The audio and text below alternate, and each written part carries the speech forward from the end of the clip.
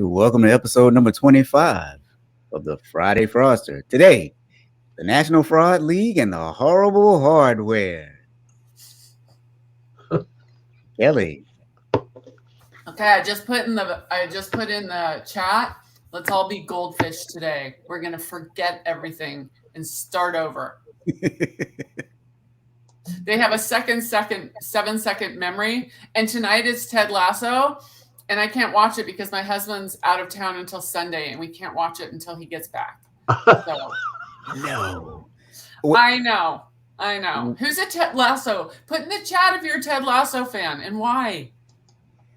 Well, I mean, if the television happens to be on and you just happen to walk by it and it happens to be on, I mean... I'm not a good liar. When we watch it Sunday night and all of a sudden I start laughing before he's going to know. The gig will be up. So, yeah. Who else is a Ted Lasso fan? Do we not have Ted Lasso fans here? Mark, what's going on?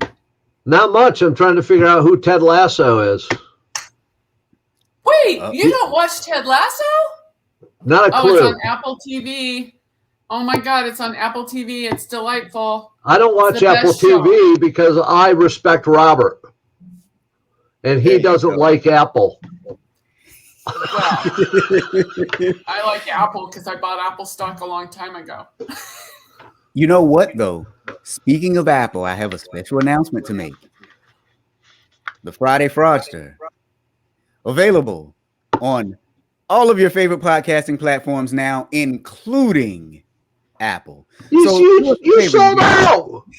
I mean, seriously, you sold out. So do us a favor, you guys. Go over to the Apple App Store and go leave us a 5-star review because I think that we're worth it. Today's conversation alone is worth a 5-star review. And you know, Dan is here and Dan says, who is Ted? Yay. Now, Thomas says that's the problem. Apple is the devil. I agree. But I had to get us on the Apple podcasting platform. And Deidre is here and she says, me too, Mark. Deidre is another droid, I guess, just like me. We like droid. We don't like apples over here. We don't like the forbidden. Although the Friday Fraudster is on the podcasting platform.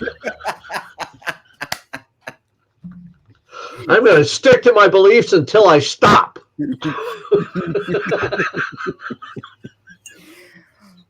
All right, guys.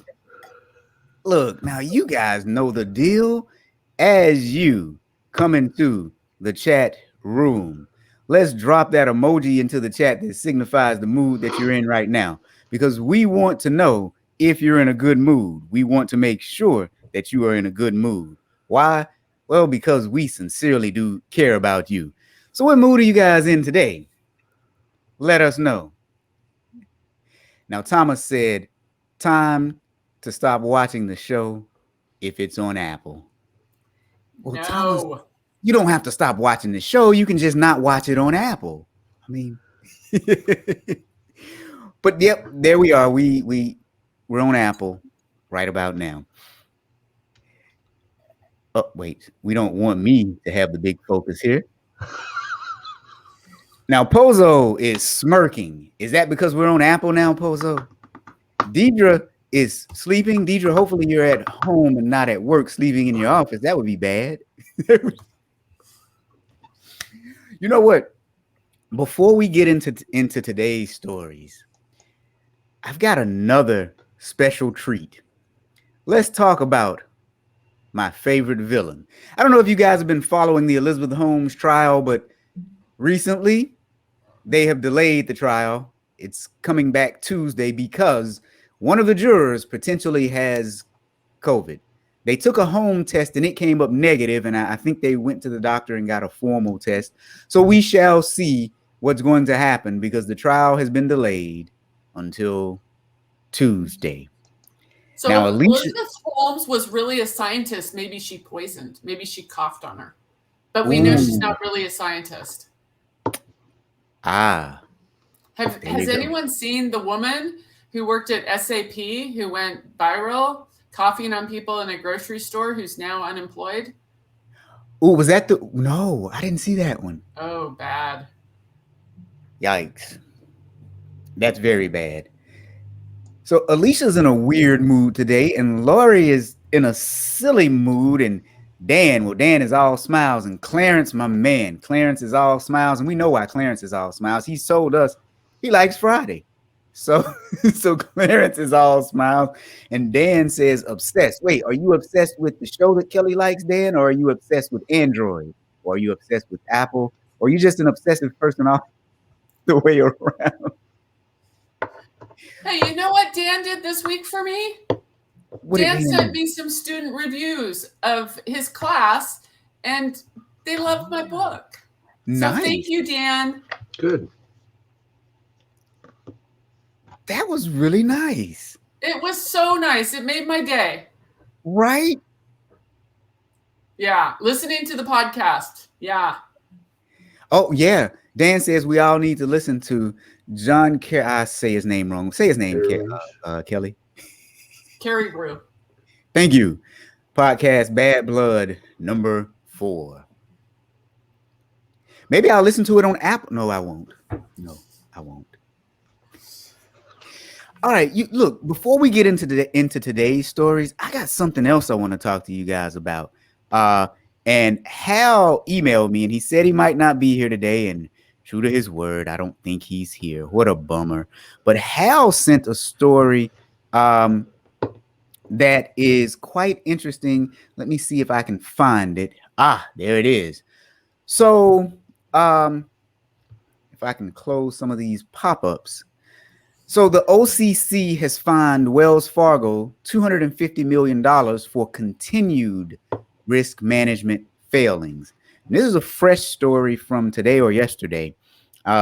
If you guys remember the 2018 incident where they had all kinds of stuff and they went under a corporate integrity agreement. If you've watched past episodes, we've talked about what that is and what that means. Well, now in the follow-up, apparently they're not doing what they need to do as it relates to that agreement. And some of the bullet points are pretty interesting. So this is a part of a new cease and desist order that includes some of the following: failure to fully implement and maintain adequate loss mitigation practices and related independent risk management practices commensurate with the bank's size, complexity, and risk profile. Another bullet point says errors caused by loss mitigation decisioning tools and operational deficiencies that negatively affected borrowers, and inadequate controls and insufficient oversight of loss mitigation that caused the bank's failure to timely detect, prevent, and quantify inaccurate loan modification decisions and impaired the bank's ability to fully and timely remediate harmed customers. And this last one is one that kind of gets me. Internal audit coverage of loss mitigation activities that is deficient and fail to include all aspects of previously identified loan modification decision issues. So before we get started with our stories today, I want to bring up a question to us, and I want to have a discussion about this, and I want to get you guys' opinion on it, both you, Kelly, Mark, and everybody listening. Oftentimes, over the last several years, especially after the 2008 banking collapse, we heard the words a lot that it's possible a company could be too big to fail. That's what we heard a lot when the bank bailouts happened in 2008. So here's the question that I have. Is it possible that some entities may actually be too big to succeed or too big to manage because there's so much going on and they are so intricate? We've had the too big to fail discussion. Is it time to now have the too big to succeed discussion? Because Wells Fargo has a lot of money. They make a lot of money if you look at their financial statements, and yet they fail to implement some of the practices. And I at this point, I don't think it's because they have a management team that doesn't want to fix the things. And I refuse to believe that at this point it's because they have sorry employees. I don't think that that's it. That there's, you've been reprimanded and fined by the government. Why would you purposely continue to do some of the things that are happening? And I know people that work for Wells Fargo in the audit department, and those are the people that I know are really good people. So are we too big to succeed? What do you guys think? Wells Fargo. I mean, is it ever going to end? I just like, and clearly these fines, what is the total amount of fines that have happened? Like, I wouldn't bank there if, you paid me to bank there. And I feel badly for the employees because, like you, I think there's tons of really, really good employees.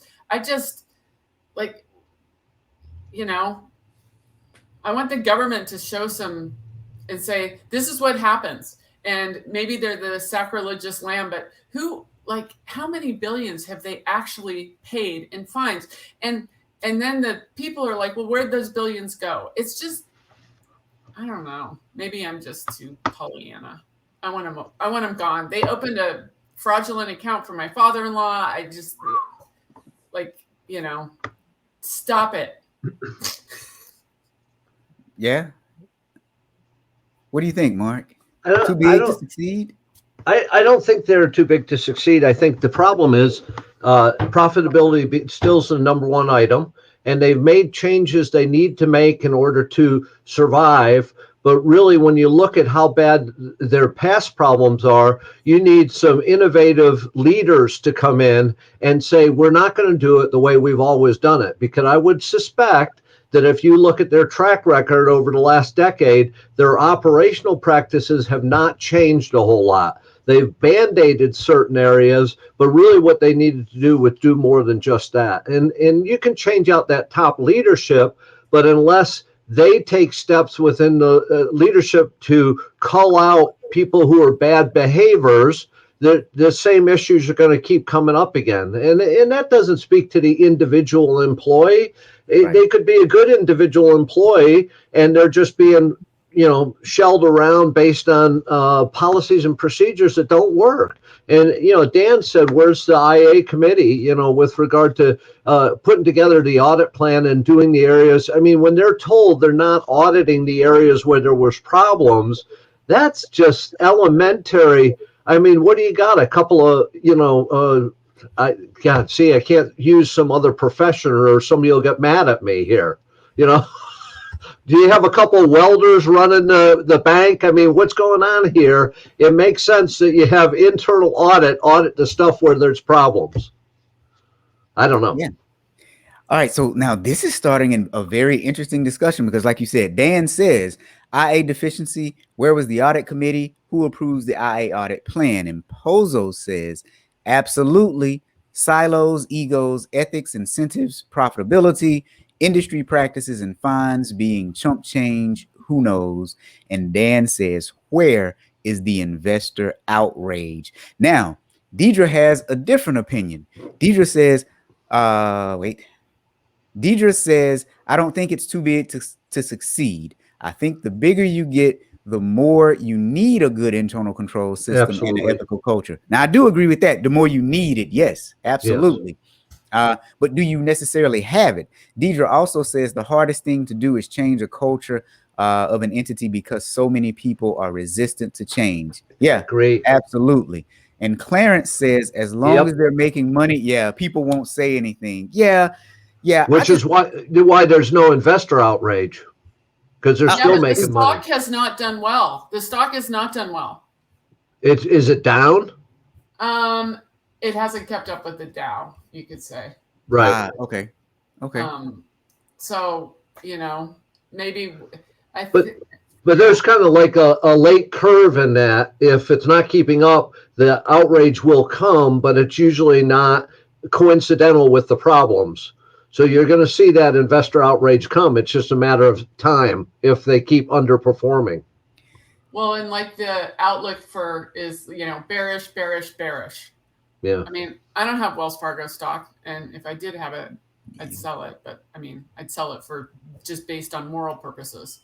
Yeah. There are certain stocks that I will not buy due to my morals. I know you guys find that shocking.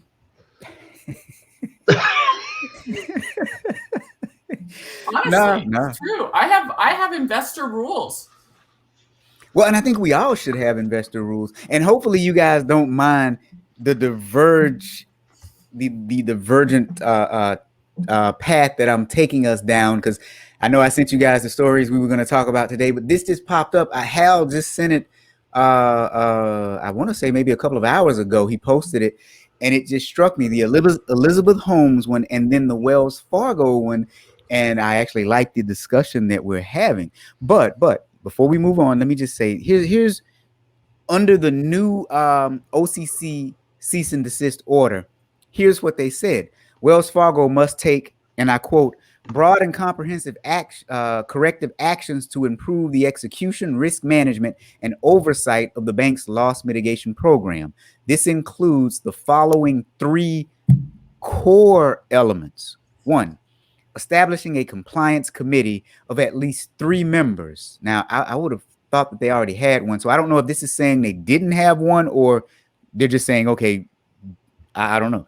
Then it says, of which a majority shall be directors who are not employees or officers of the bank or any of its subsidiaries or affiliates, according to the OCC document. The committee will be responsible for approving the bank's action plan, monitoring and overseeing compliance with provisions of the consent order, and submitting a written progress report to the board. Number 2, establishing a loss mitigation independent risk management program, and I quote, designed to ensure that the bank has effective and independent monitoring and testing of its loss mitigation program.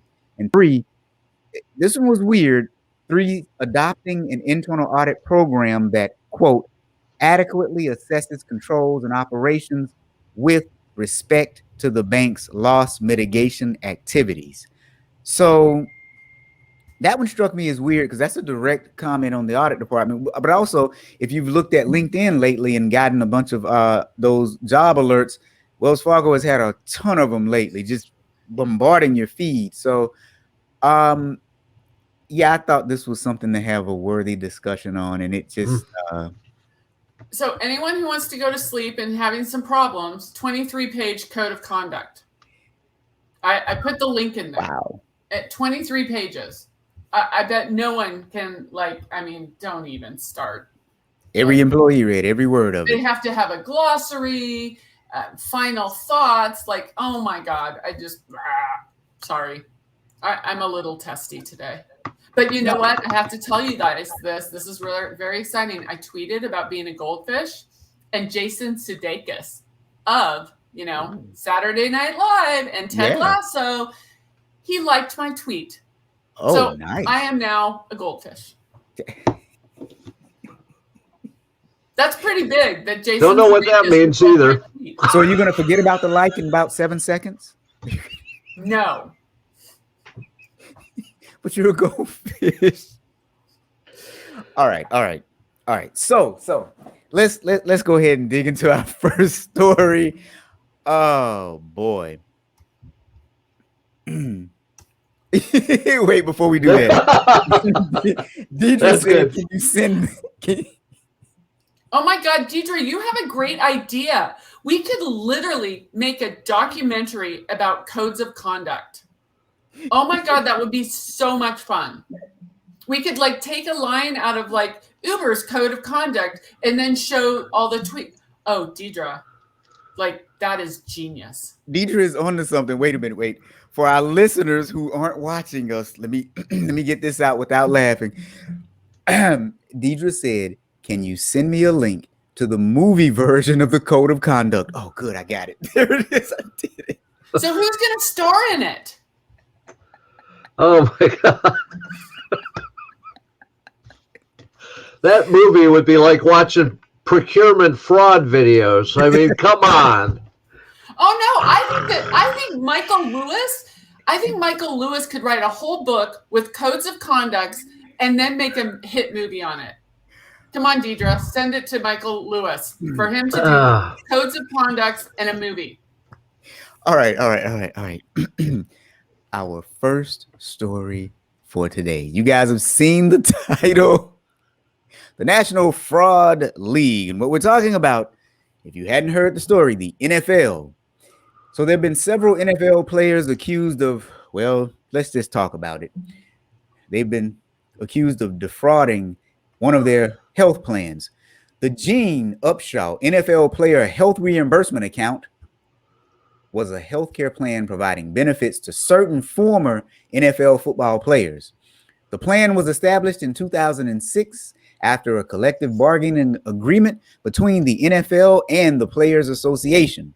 Now, to qualify for the plan, you needed to have a certain number of credit seasons in order to participate in the plan. And the plan benefited the former player and after his death, the player's dependents. It also benefited the spouse and other dependents and qualifying children while the player was alive as well. But the plan was a reimbursement plan for participants for the actual amount of medical expenses incurred. So for the actual amount incurred. So essentially what happened is you got to bank a certain amount of money in the plan, and the longer you were in the league, the more money you got to put in the plan. So it was kind of like some of our prepaid health savings account plans is what it was similar to. And what ended up happening is if you were reimbursed for legitimate medical expenses, obviously they came out tax-free. There were ways that you could get money from the plan that weren't medical related, but you had to pay taxes, or you could possibly pay taxes on those. Now, it was run and managed by a health board, and that health board had the authority to assign an administrator. The administrator that was assigned to oversee the health plan was Cigna Health, right? A big health company. So we're familiar with Cigna.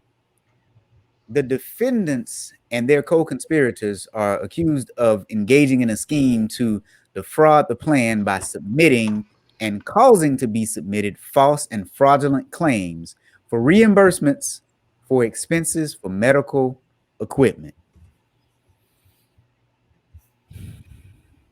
Kelly, Mark? Well, I'm putting some fun things in the comments. Did you know that 1 in 6 NFL players go bankrupt? I knew that. Who watched the show Ballers? Yeah. The crazy lifestyles. So I put in the 20 NFL players who went completely broke. Just FYI, fun fraud facts. They bought things like hyperbaric oxygen chambers, cryotherapy machines, and then electromagnetic therapy designed for use on horses. I don't know. I bet some of them bought some ivermectin. They also bought ultrasound machines too. Yep. Which they probably turned around and sold. Yeah.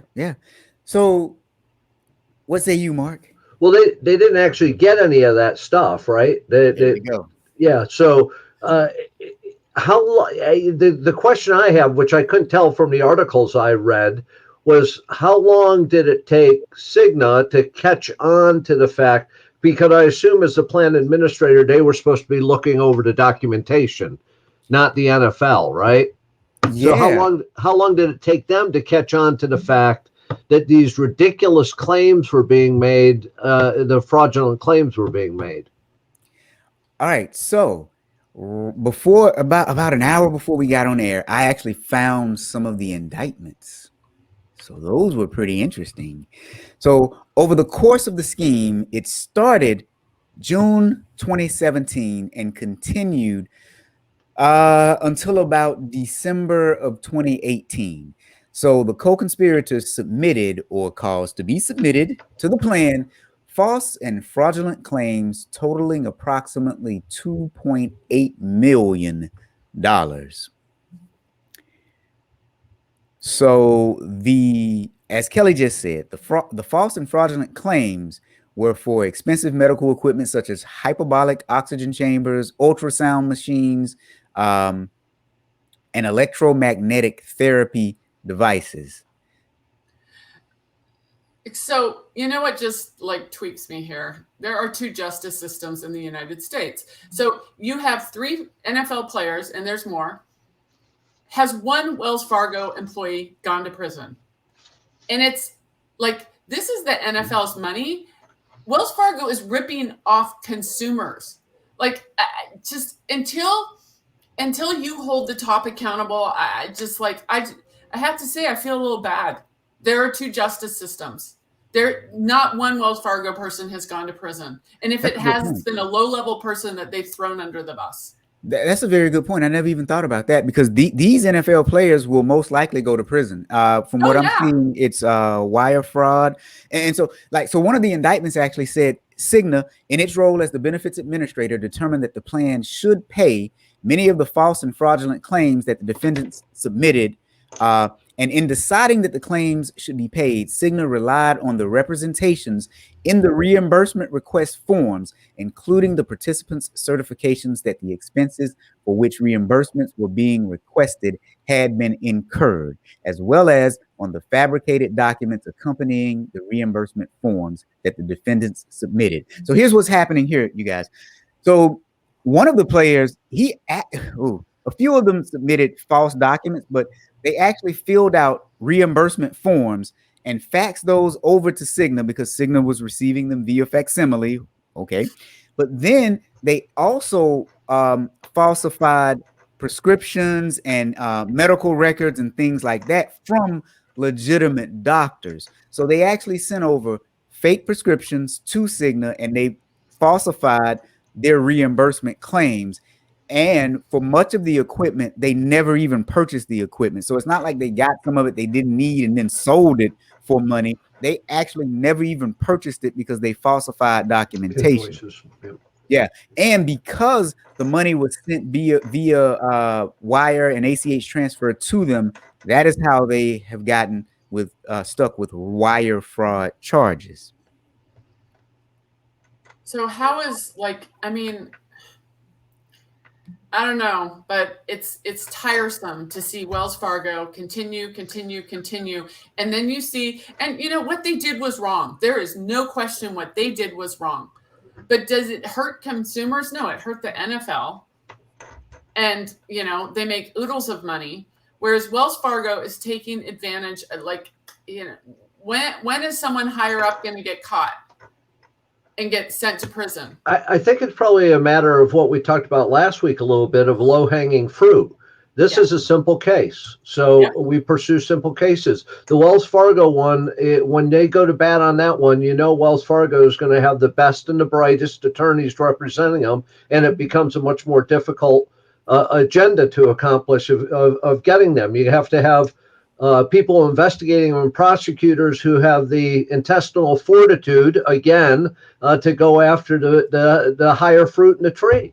But in the meantime, do we put off going after this because it's a lower hanging fruit? Because if we're waiting for them to go after the high hanging fruit, there'd be an awful lot of crime going on the streets in the meantime. Yeah.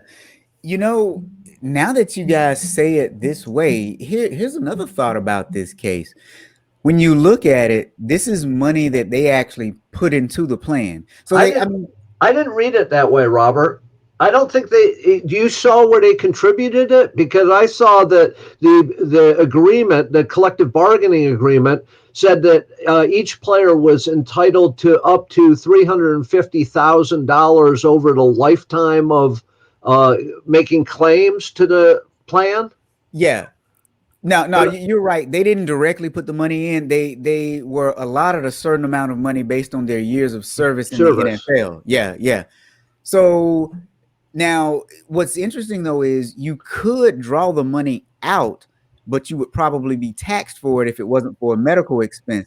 So they submitted fraudulent documents, but from a dollar amount standpoint, the real harm outside of the unethical fraudulent document would be the taxable amount that they didn't pay for getting the money out, because they were entitled to the money if the medical claims were legitimate, and in certain circumstances without medical claims if you file the right paperwork, but they would have been taxed.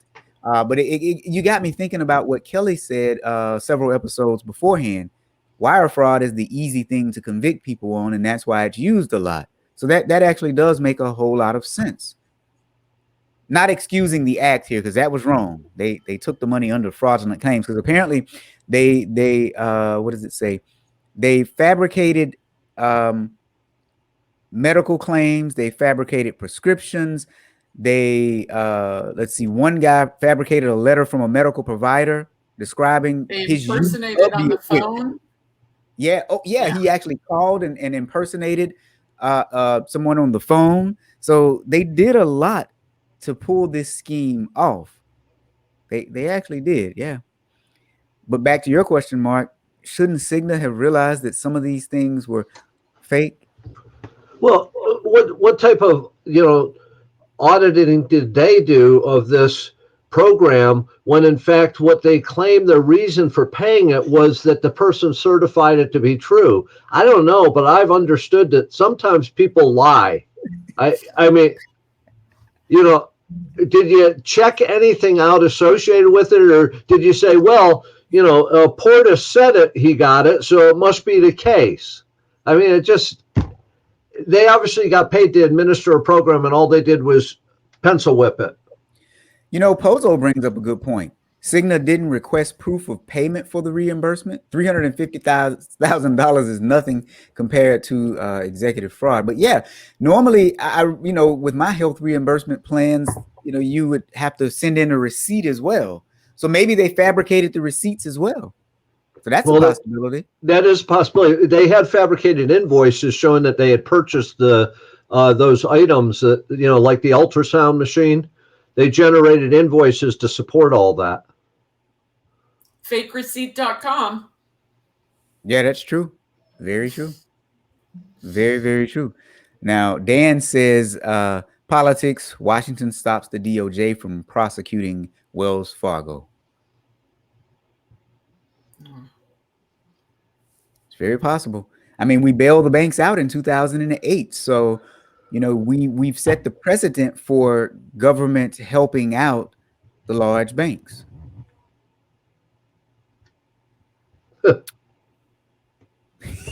Marcus laughing. Well, and you know what? I'm going to go with the psycho stuff on this. Is the football players are going to say it didn't hurt anyone. There's that disconnect between them and the insurance company, and when you have that disconnect, people don't. It's a victimless crime, and the Wells Fargo bankers are going to say, we're just the smarter ones in the room. And it's just like, I'm so exhausted by the people thinking they can get away with it. I'm exhausted. Well, that's the issue across the board, though, right? It doesn't matter what level you're at, I think I can get away with it. Yeah. Which is a disrespect and a disingenuous position to all of mankind that you surround yourself by, because there is no victimless crime. There's a victim in every crime. You have to look a little further for it. I guess if they don't have an axe sticking out of your head, then I guess they're not a victim. I mean, sorry. We're paying higher prices around the board because of the need for, compliance unit, audit units, internal control units, loss prevention departments, because people rip people off and they say it's victimless. Well, I don't like paying for all that.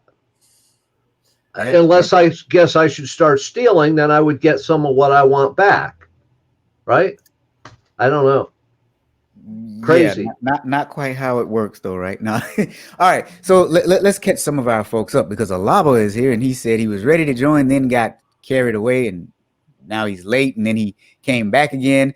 So today, guys, our topic was the National Fraud League, and before we got to that, we talked a little bit about Wells Fargo, because apparently there's a new cease and desist order from the OCC where they're saying that Wells Fargo has not lived up to an agreement that they said that they would live up to in 2018 because of a scandal that happened.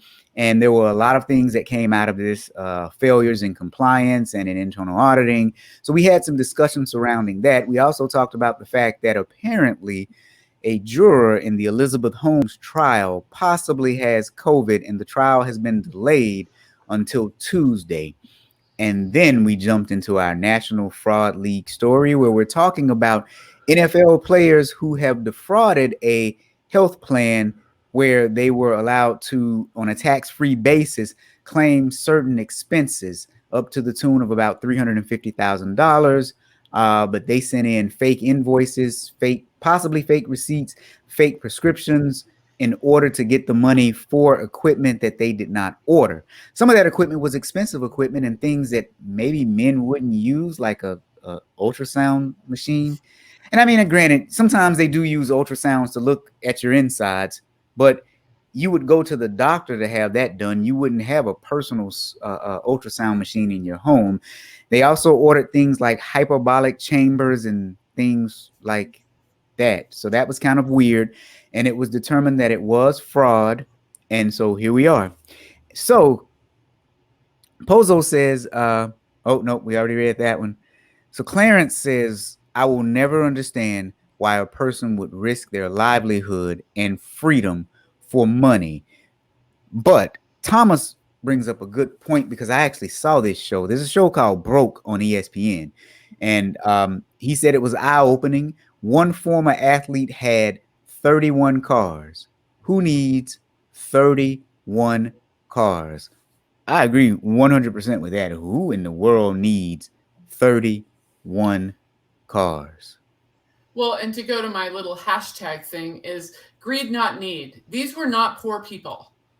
Like, I mean, I know they spent all their money, but like, when I was a stockbroker at Dean Witter, we had a former college D1 athlete who he ended up becoming, a financial advisor to athletes. That was his, his pot of clients. And you'd see these guys come in dressed like, no tomorrow. And they weren't poor. They weren't going to lose a house. Maybe they'd lose a 20,000 square foot house, but most people could live several lifetimes on what they have banked through or, spent.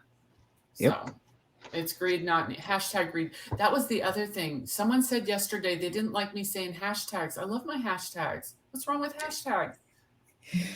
That's a part of who you are. So you have to Go ignore for it. certain things. I know. So National Fraud League, fake invoices, fake prescriptions, fake reimbursements, all up under a real company that does health insurance for a living, Cigna. Cigna is not a small company. So where do you guys think the controls may have broken down? And how, I was trying to find how they found it. Unfortunately, I was not able to find that. But what in the world? I didn't see that either. I was hoping one of the two you found how they found out about it, and how it got out. I would assume it came from Cigna, probably identified some of that fraudulent stuff, and then took a little closer look at it, and then reported it back to that there were these aberrations in the program, and that's probably how it came about. Because I couldn't see anything on how it came about either.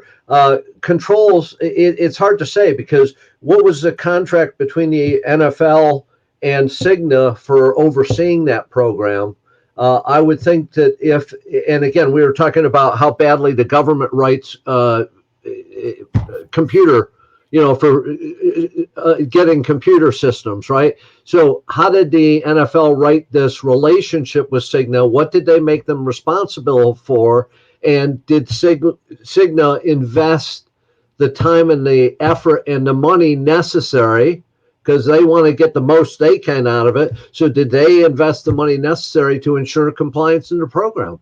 Or did they just not put the time in? Because I can't see how this would have gone on. It didn't go on as long as some of these do, but I can't see that it went on for the amount of time it did with the ridiculous expenses, and they didn't catch it. Well, so I just looked something up, and it says one former player told investigators that John Eubanks posted a message on Facebook about looking for ex-players who wanted to draw money from the health plan. And there was a group text involving 40 to 50 players discussing ways to get money from the health plan. Now, this doesn't make it right. The NFL paid into it. And I'm going to say, going on a limb here, these are athletes that, they use their bodies every single day, and they get injured and everything like that. And they see the NFL owners is like, they're like, I'm getting a piece of what's due to me, because all the owners are billionaires. I'm going, I think you have to be a billionaire to own an NFL team. And they're just saying, I'm getting a piece of it. They owe it to me because, I'm on painkillers, whatever. That's their mentality.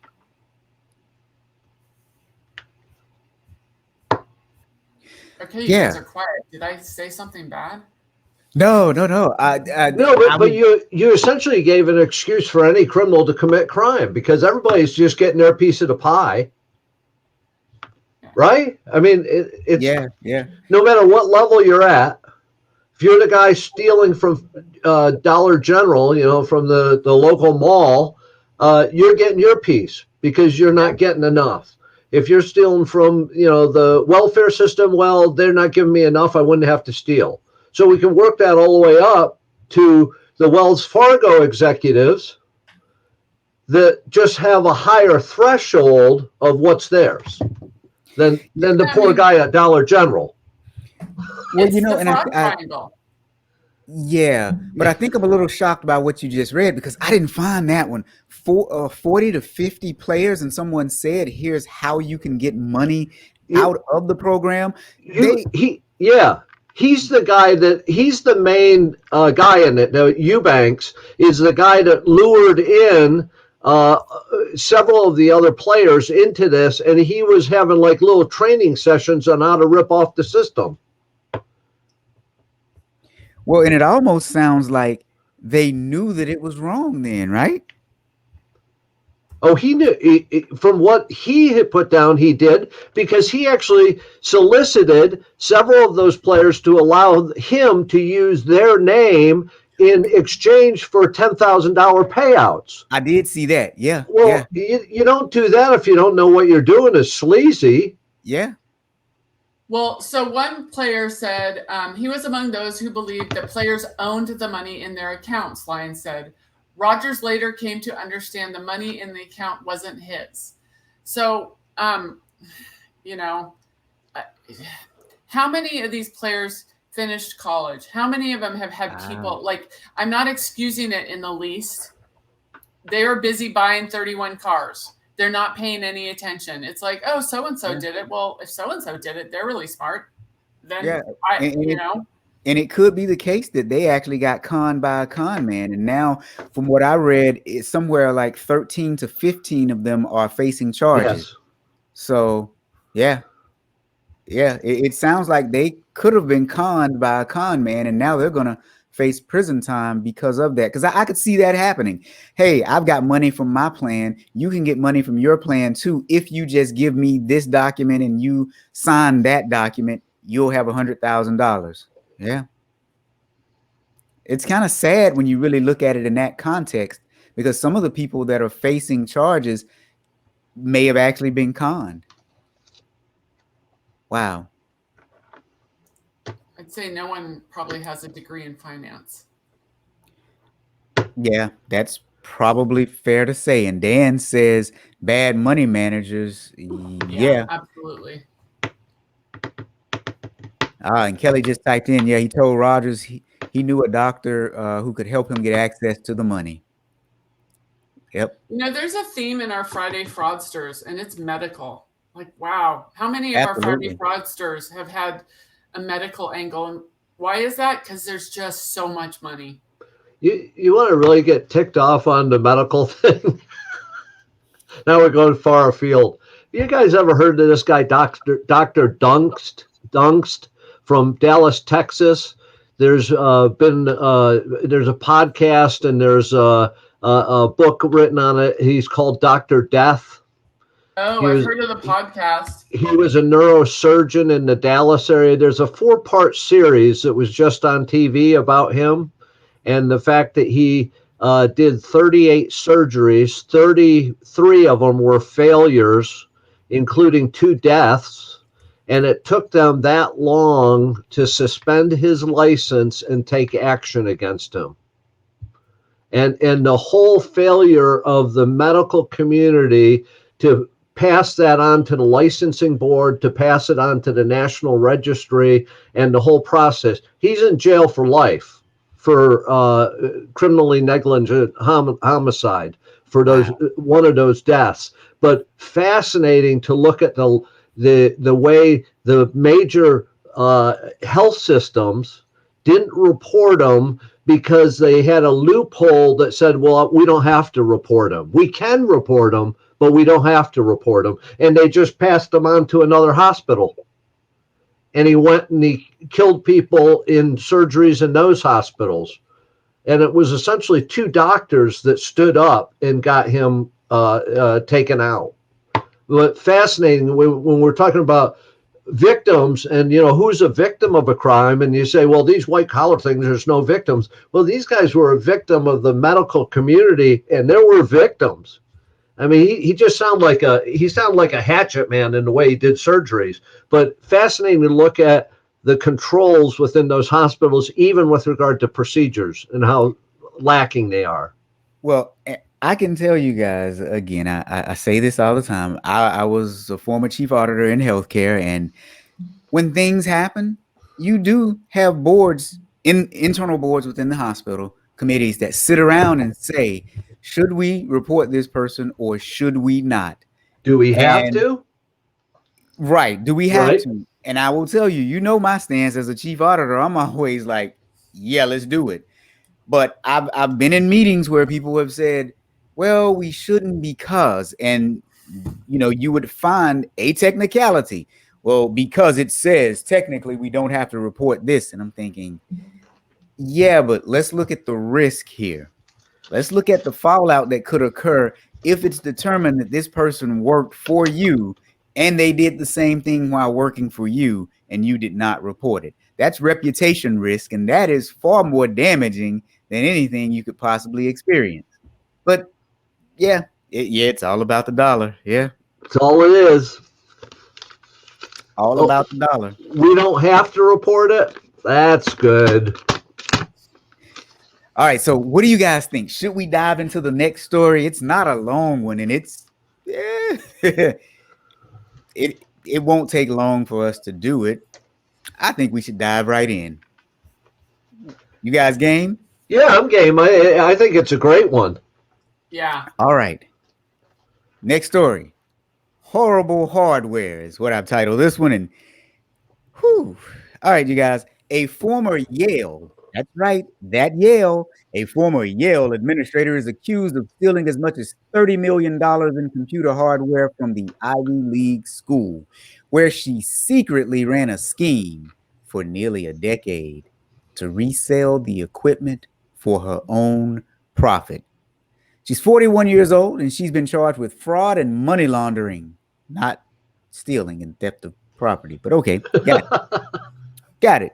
She started working for the school in 2008 in their School of Medicine. Speaking of healthcare, she eventually got promoted to be the director of finance and administration.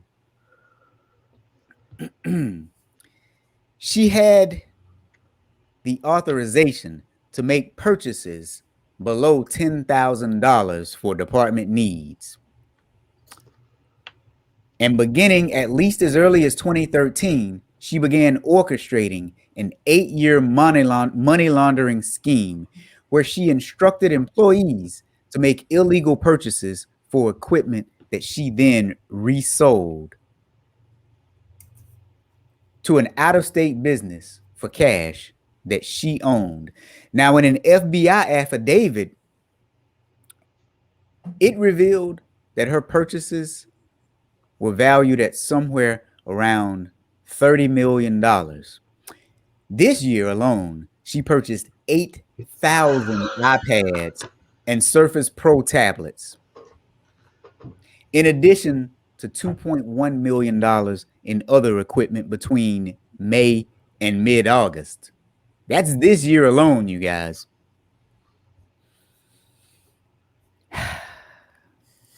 She had a busy summer. Yeah, she did. Here's what she would do, though. It said that she falsely represented to Yale in internal forms about the equipment that she bought. So what she would do is she would split the payments. Since her approval authority was $10,000, there was one instance where she actually had her people buy something for $9,102.56. That was 12 12 purchase orders for 8 Surface Pros. Then she had them buy another 4 Surface Pros for $4,500. So she was splitting invoices so that she wouldn't have to go and get a secondary level of approval. The company was owned by her and it was out of state. So she would send it to that company out of state. Then that company would actually sell the items. So one of the articles says Yale is currently working to, quote, identify and correct gaps in its internal financial controls. Wow, amazing. That's a big step.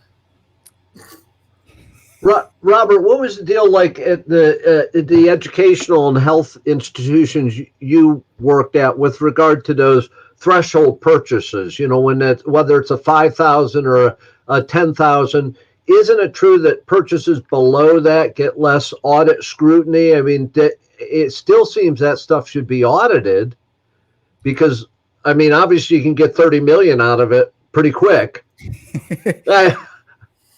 Yeah, here's what I will say. They did not get less audit scrutiny from me. And see, Deidre works in higher education as well. If Deidre is still here, she might just chime in. But yeah, you would find that people would try to split purchases and split invoices.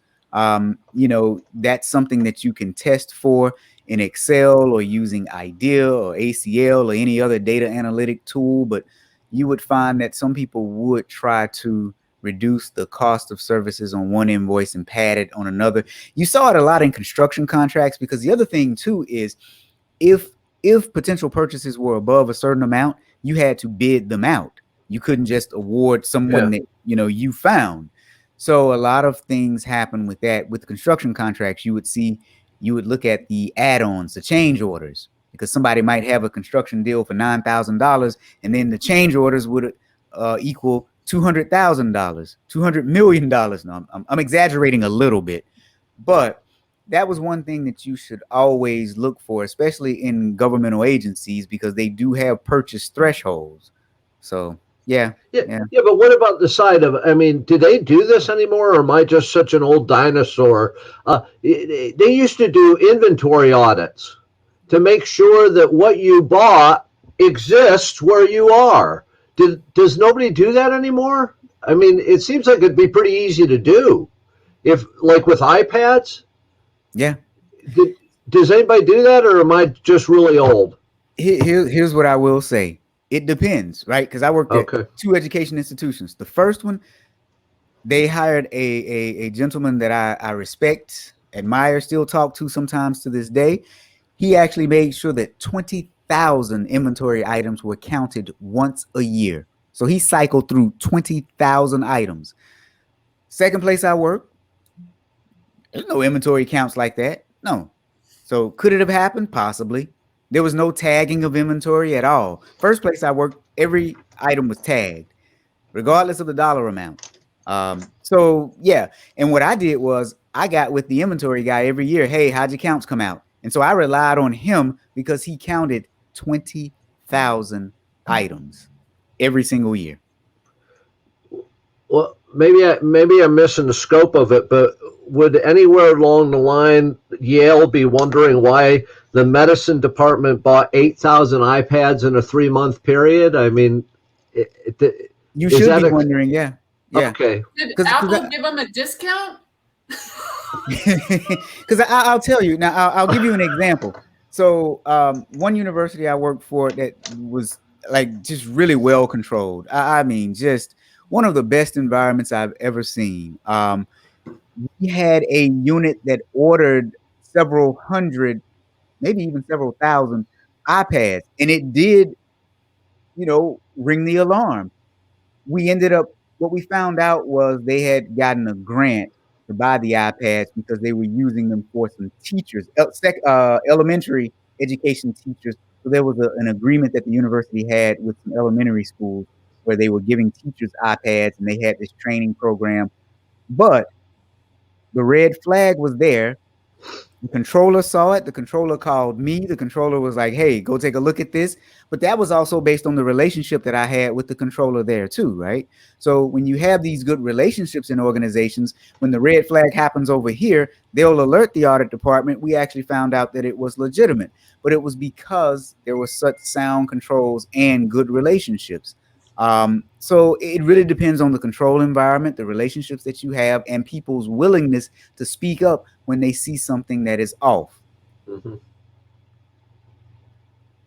Yeah, there's a Well, the other thing you don't see in those articles is how well trusted was she at the university. She'd been there for a decade, obviously received a promotion.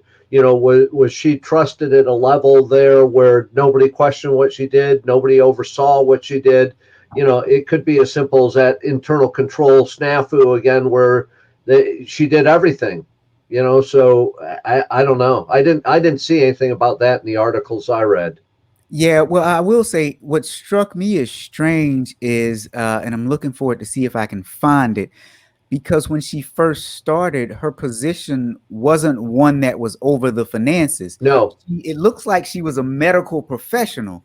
And now, when you in education, when someone has a position that's titled finance and administration and you're over finance and administration, typically what that means is you are the CFO over something. So it sounds like she was the CFO over this medical college without any finance and administration experience, without any accounting experience.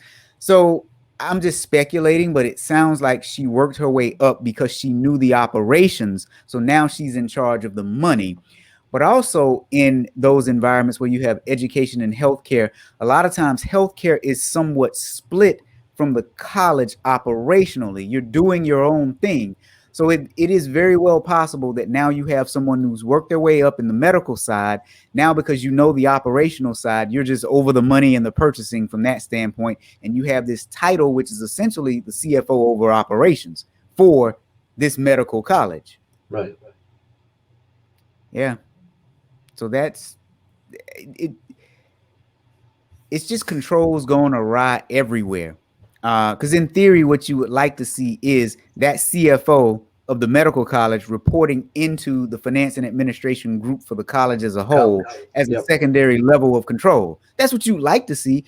But I will tell you, many universities, they split it because the healthcare folks, there's usually these internal battles between healthcare and education. And they say, well, we're breaking away. We make our own money so we can hire our own CFO. We can do our own thing. And it is allowed at the highest level in those organizations, which it should not be, because the governance and oversight becomes weak and lacking when you allow that to occur. I'm going to say a tip is how this got found. I'm going to go out on a limb here, and it's a tip that got it found. Oh, yeah. Yeah. I think it was a mistake. I think she just made a mistake. Ah, okay. Tip mistake. I'm going to say it's not the auditors. She made a mistake. She just made the same mistake several times. Yeah. So we should hire her back and put her in charge of finances for the whole college. Oh, there you go. There you go. Well, remember on one of our episodes, we had that happen where a woman was actually convicted. Wait a minute. We had that last week too, though, where the lady had just gotten out of jail for identity theft and they hired her over an area and she did it again. Yeah. Yep. That's a lot of money. All right, you guys. The Friday Fraudster. Today, you actually got 4 different stories for the price of one, not just the 2. So we talked about Elizabeth Holmes and possibly her trial, or her trial being delayed until Tuesday because the juror possibly has COVID. We talked about Wells Fargo. We talked about the National Fraud League, the NFL, and how they submitted fake invoices and fake documentation in order to obtain money from a fund that was supposed to be like a healthcare reimbursement fund. And we talked about a Yale worker who, over about an 8-year period of time, was able to steal about $30 million in hardware, funnel that hardware through a third-party company that she owned, and she sold it for a profit. Man, this was pretty bad today, right? It's pretty bad. Some bad behaviors out there. Yeah, yeah. I'm a little disheartened by the NFL one though, because I really can see it playing out where the ringleaders um, almost con some of the other guys into participating in the fraud. And that saddens me because there'll be some innocent gentlemen now who will face jail time. Well, I won't say innocent, but I don't know. That's a tough one. That's a tough one. Hmm. I'm speechless because I'll just go down a bad rabbit hole that you guys don't want me to go down.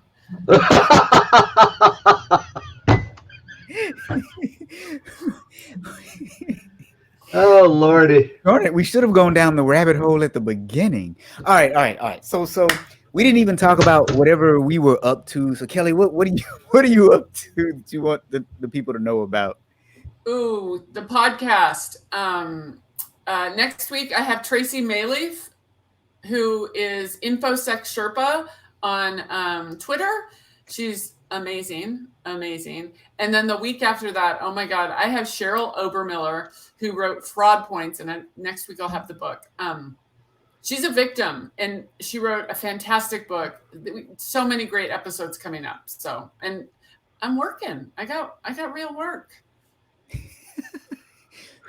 This isn't real work? Paying work. I do a lot of it for free. This is paying work that I got. Mark, what are you up to? I am working on several things. I got a presentation for the Utah ACFE coming up in October. But next week I'll be heading up to Vermont for a week of training with law enforcement in Vermont on advanced interviewing. And I've been working on a block of instruction and a blog on critical thinking. I don't know if you think critical thinking is lacking, but I think there's a lot of lacking critical thinking going on. So I'm going to address that. Utah ACFE is awesome. The Utah ACFE Fraud Conference is awesome. Nice. Well, I've got a lot going on, but the one thing I will say is go over to the Forbidden Fruit platform and give us a 5-star rating on the Apple podcasting platform. In all seriousness, we've been up there for 2 days now, 1 or 2 days. But also go to my website, sign up for my mailing list. I have a lot of really cool stuff coming up. In addition to that, I do give away some CPEs every month. But next week, I will be doing a presentation for the Long Island IIA chapter, and it's going to be pretty cool. We're going to have a lot of fun. I'm doing the morning session. Joe is closing it out at the end with the closing afternoon session. Also, I am doing the opening keynote at the IIA's Financial Services Exchange Conference in Washington, D.C. I'm also doing a general session and a concurrent session at the All-Star Conference. I guess I'm an All-Star now, guys, right? Maybe I'm an All-Star. But also, sign up for my mailing list because starting at the beginning of the year, I have a few new programs coming out that are really, really cool. Mark just talked about critical thinking being lacking. Yes, critical thinking is lacking when it comes to auditors, fraud investigators. That is a program I have coming out, but I also have a program coming out on how to influence while auditing, and also one on negotiating while auditing. You see, for me, when we talk about audit issues and clients, it's all about influencing and negotiating. That's really what it is. And those are some critical skills that we as auditors are lacking. So go to my website, sign up for my mailing list. I've got a lot of cool stuff coming out. And the Audit Bites podcast, I want to thank you for your support on that. I didn't start it with the intention for it to be weekly. I wanted it to be bi-weekly. I think that's what it's eventually going to be. But honestly, I'm having so much fun each week and I'm getting such a good response and the topics just keep coming. I just keep doing it every week. So that's what I'm working on, guys. I appreciate your support. I'm currently working with a few IIA chapters, so you'll see me at several other chapters soon. And I'm just having a blast. So, for the guys that are still here, thank you for joining us on the Friday Fraudster. And until next week.